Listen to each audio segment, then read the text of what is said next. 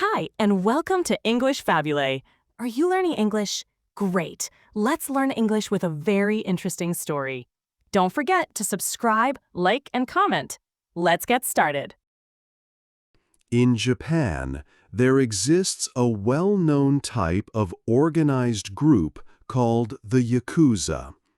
These groups are Japan's own crime syndicates, but they possess a complex way of seeing themselves and their role in society. The police and public media in Japan use a specific term for them: violent groups, which is pronounced Boryokudan in Japanese. This name reflects the illegal activities and force associated with them. However, the Yakuza members themselves use a very different name for their organizations.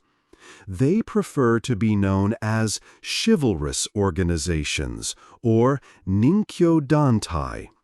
This name highlights their own unique code, showing that they view their actions and principles through a lens of honor, loyalty, and duty, even within their criminal world.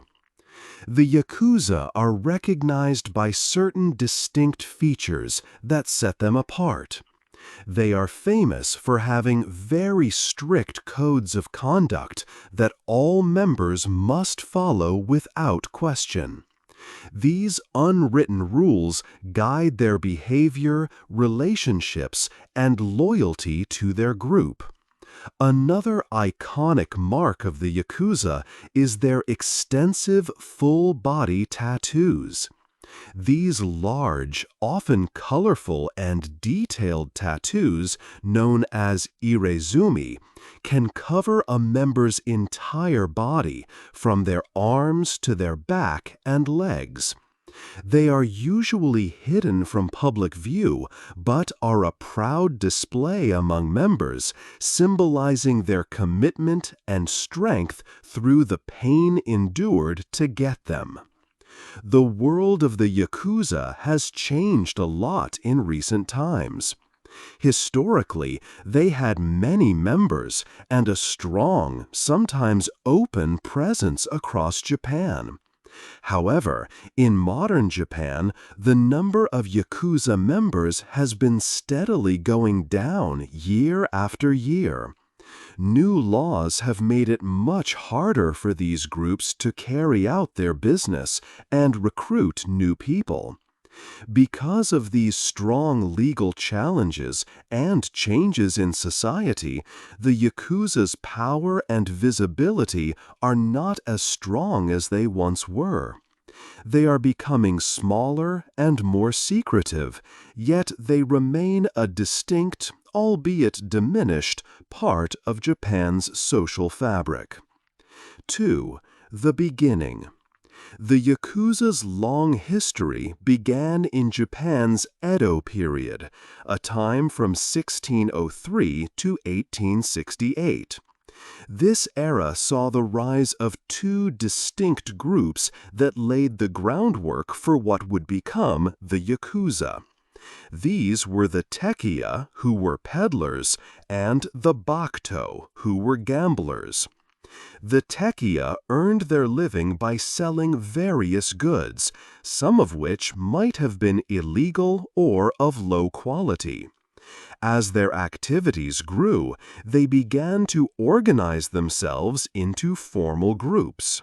These organizations took on some important tasks, such as managing market stalls and providing protection for their trade. For example, during Shinto festivals, the Tekiya would set up their stalls, and certain members would be responsible for security. Peddlers paid them for a place to sell and for safety during the fair. The Tekiya had a clear structure, much like a family. At the top was the Oyabun, the boss, who acted like a father figure. Under him were the Kobun, who were like his children or followers. Sometimes, the government even gave official recognition to tekiya bosses, allowing them special privileges, like the right to carry two swords, a status usually reserved for samurai. In contrast, the bakuto held a much lower social standing. This was because gambling was against the law in Japan. They operated small gambling houses, often hidden away in abandoned temples or quiet areas outside towns. These houses not only offered games, but also provided loan sharking services to their customers. The bakuto groups also had their own security to keep order. Society generally looked down on these gambling houses and the bakuto themselves. Indeed, much of the negative image associated with the Yakuza today comes from these early gambling groups. The very name Yakuza tells a story about these origins. It comes from a traditional Japanese card game called Oicho Kabu. In this game, players try to get 3 cards that add up to a score of 9. If a player was dealt the cards 8, 9, and 3, pronounced Yakuza in older Japanese, the sum would be 20, resulting in a score of 0. This was considered a very unlucky hand, meaning it was good for nothing. The name stuck, and Yakuza came to mean someone worthless or useless, reflecting the outsider status of these early groups. These tekiya and bakuto, often seen as misfits and outcasts by mainstream society, found a place within these developing organizations. They formed strong bonds, created their own rules, and slowly built the foundation for the complex criminal syndicates that would later be known as the Yakuza. 3. The Yakuza family.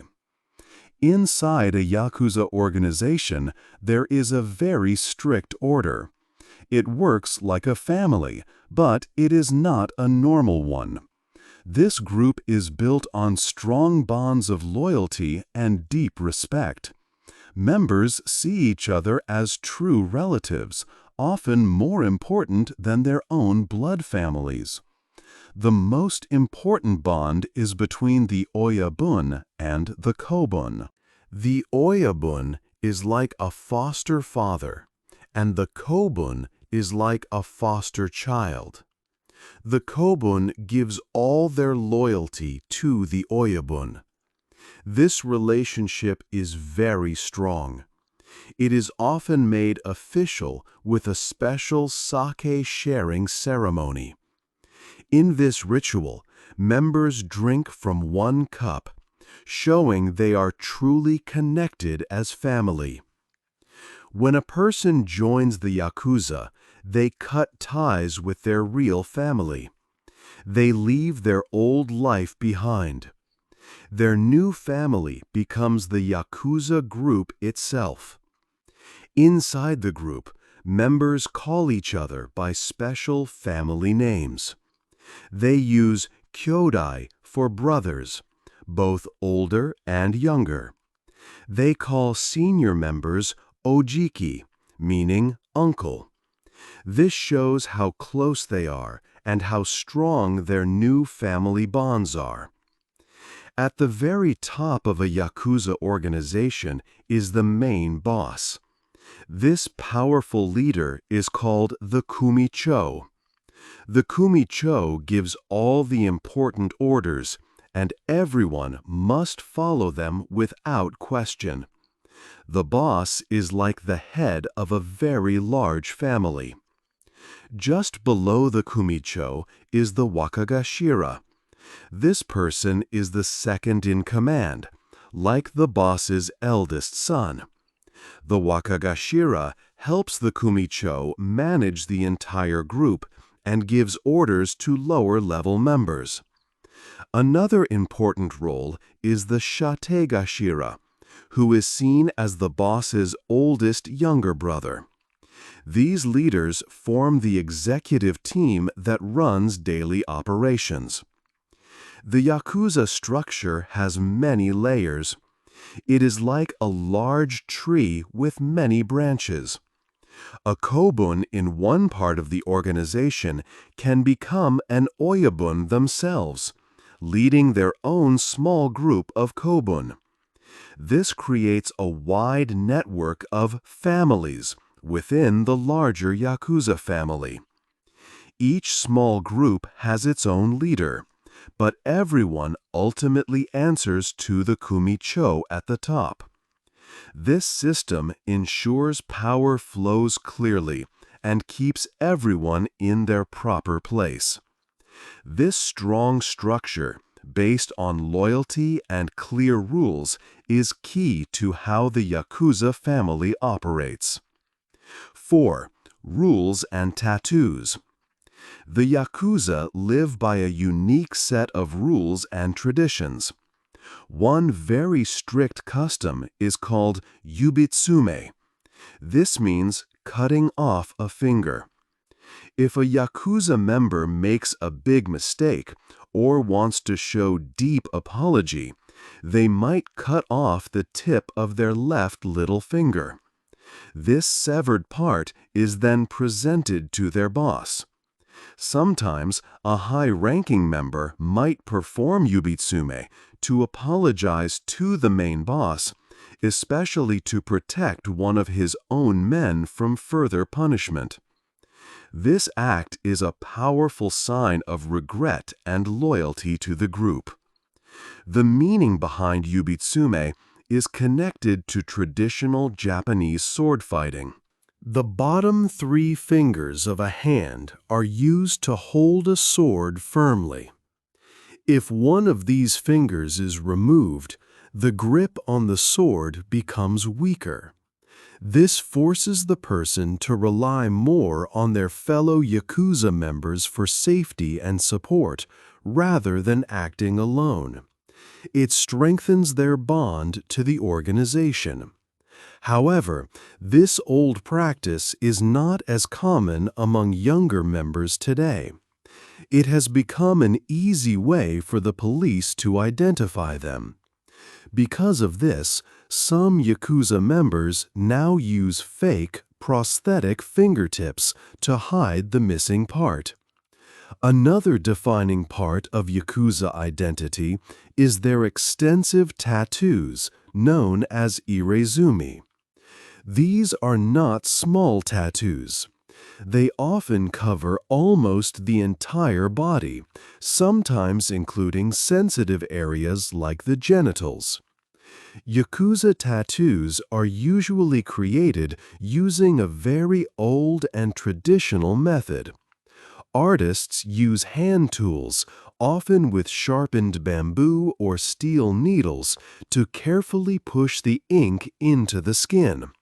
This process, called hand poking, is extremely painful and takes many years to complete. It also costs a large amount of money. These elaborate tattoos are much more than just body art. They show a member's deep commitment to the Yakuza way of life. They also represent a person's ability to endure severe pain and long periods of time, showing their mental and physical strength. Normally, Yakuza members keep their irezumi hidden from the public. They wear clothes with long sleeves and high collars to cover them completely. But in private, among other Yakuza, especially during social events like card games, they often remove their shirts. This allows them to proudly display their full body art. It is one of the rare times they show these unique marks of their dedication and courage within the family. 5. The big groups. Japan's Yakuza world has many groups, but 3 stand out as the largest and most powerful. These are the Yamaguchi-gumi, the Sumiyoshi-kai, and the Inagawa-kai. Together, these three organizations hold significant influence over organized crime in Japan. They represent a large part of the total Yakuza population. The Yamaguchi-gumi is the biggest and most well-known Yakuza family. Its main office is in Kobe, a major city in western Japan. This group directs criminal activities throughout Japan and also operates in other countries, including parts of Asia and the United States. In 2024, the Yamaguchi-gumi had 3,300 members and 3,600 quasi-members, according to the National Police Agency. Its current boss is Shinobu Tsukasa. A past leader, Kazuo Taoka, was responsible for the group's huge growth and success during the 20th century. The Sumiyoshi-kai is the second largest Yakuza family. Its main base is in Tokyo, the country's capital. Unlike the Yamaguchi-gumi, the Sumiyoshi-kai functions more like a group of smaller Yakuza organizations working together. Its chain of command is less strict, and leadership is shared among several members. As of 2024, this family had about 2,100 members and 1,100 quasi-members. Shuji Ogawa is the current head of the Sumiyoshi-kai, and they operate mainly in Tokyo. Third in size is the Inagawa-kai. This group is based in the Tokyo-Yokohama area, an important region for business. The Inagawa-kai was one of the first Yakuza families to expand its operations outside of Japan.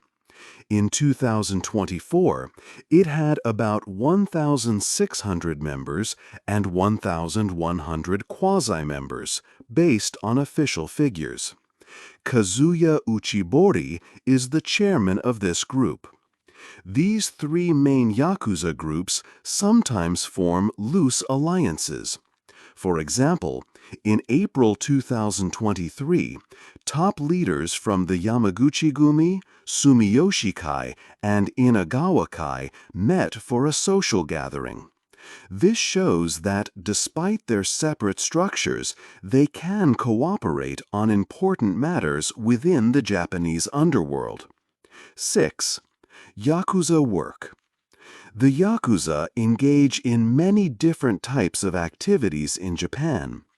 While they are widely known for their criminal acts, they also sometimes show a different side, which they refer to as chivalrous.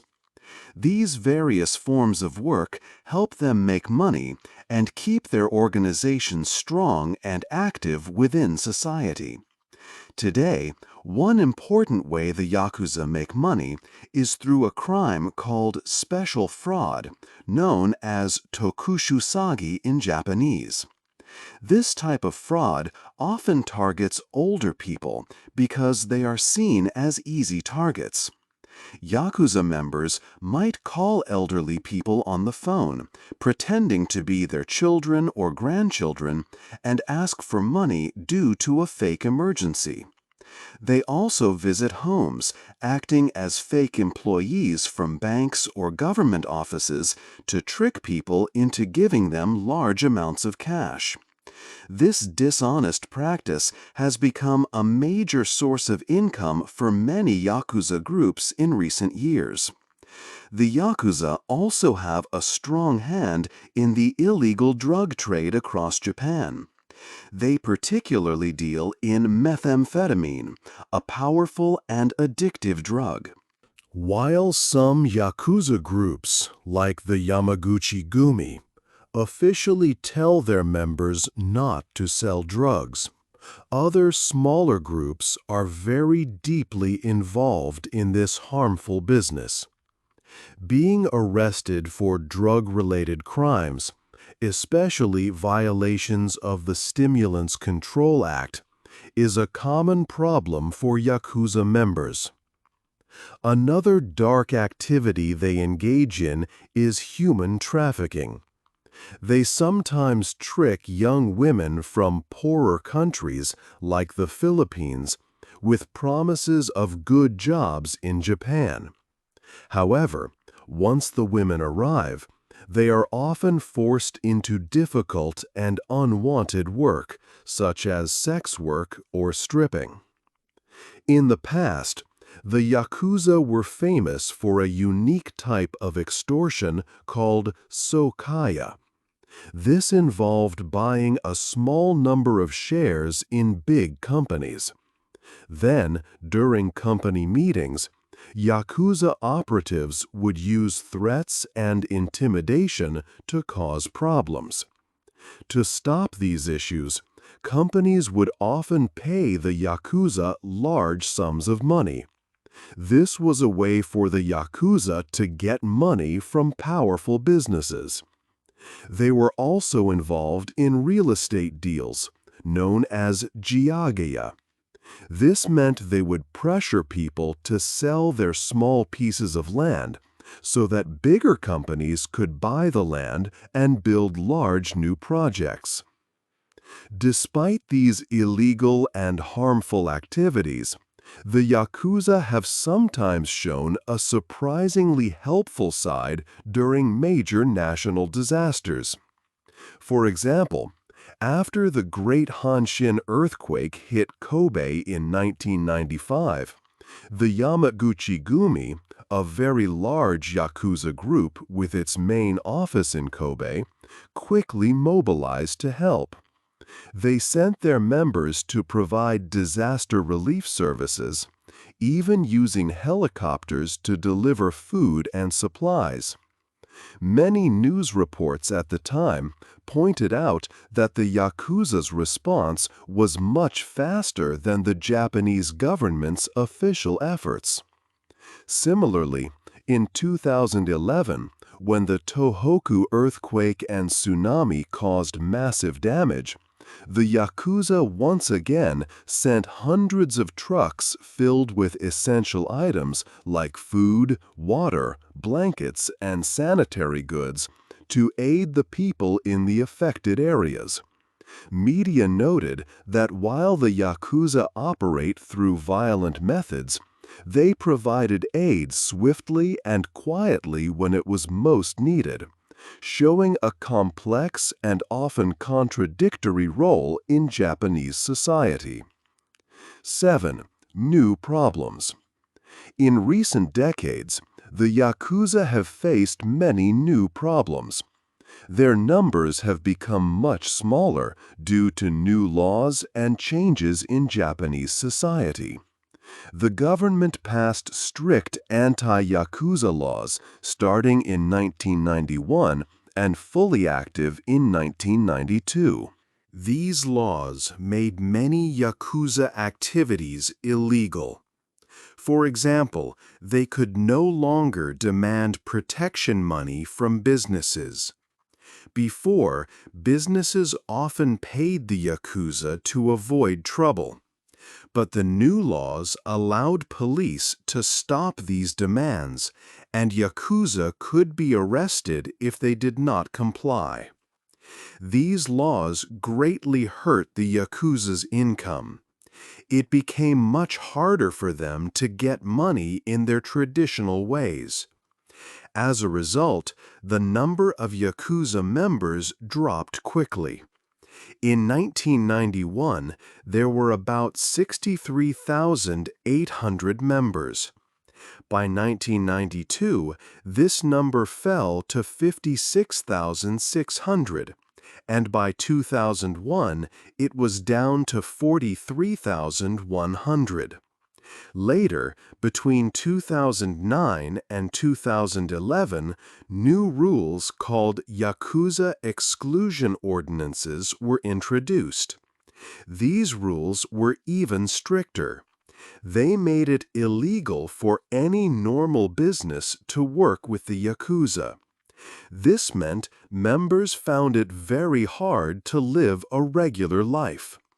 They could not open bank accounts or rent apartments. Businesses could refuse them phone contracts or credit cards. Even after leaving a group, a person was treated as Yakuza for 5 years, making it difficult to start fresh. Another big challenge for the Yakuza is their aging members. Young people are no longer keen to join.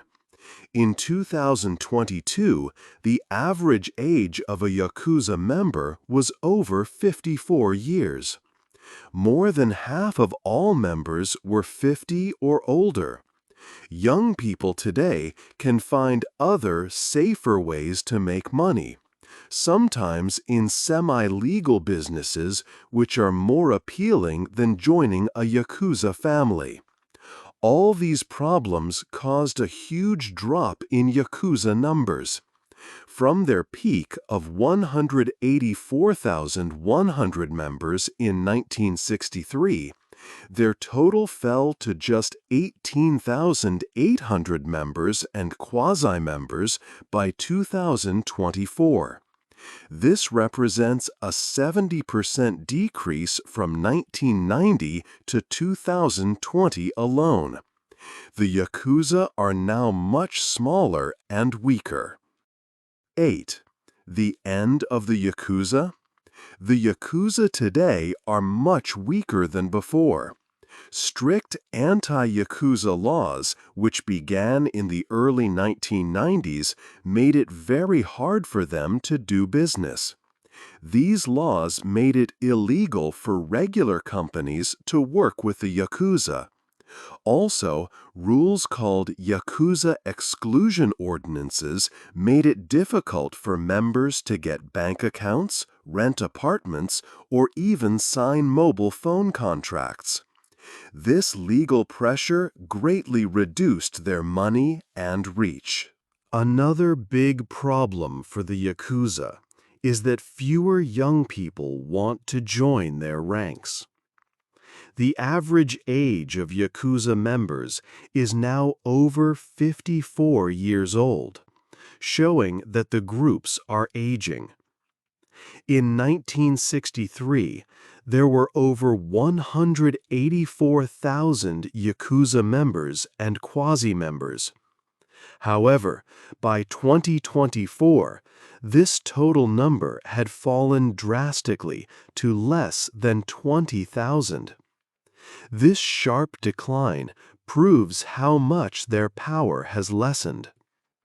Because of these changes, the Yakuza now operate more secretly, keeping their activities hidden to avoid being identified by law enforcement or the public. They have reduced or changed many of their old traditions. Even with their weakened state, the Yakuza still hold a presence in Japan's culture. They are often seen in popular movies, which feature a unique film genre known as Yakuza film. These movies sometimes show them as honorable people with strict codes, and other times as violent criminals. Popular video game series such as Like a Dragon also explore their complex world, telling stories about loyalty, conflict, and the criminal underworld. Despite having fewer members and working more secretly, the Yakuza have not fully disappeared. They continue to be involved in certain criminal activities, and some Japanese citizens still feel concern about them. Their long-standing structure and strict rules still exist, even if their presence is much less visible than it once was. Do you think the Yakuza will ever completely disappear from Japan? Hey there! Just a second before you go. If you learned something new today, please give this video a like, write your thoughts in the comments, and subscribe to the channel. It only takes a second, and it really, really helps to create even better English videos for you. Your support means the world. Thank you.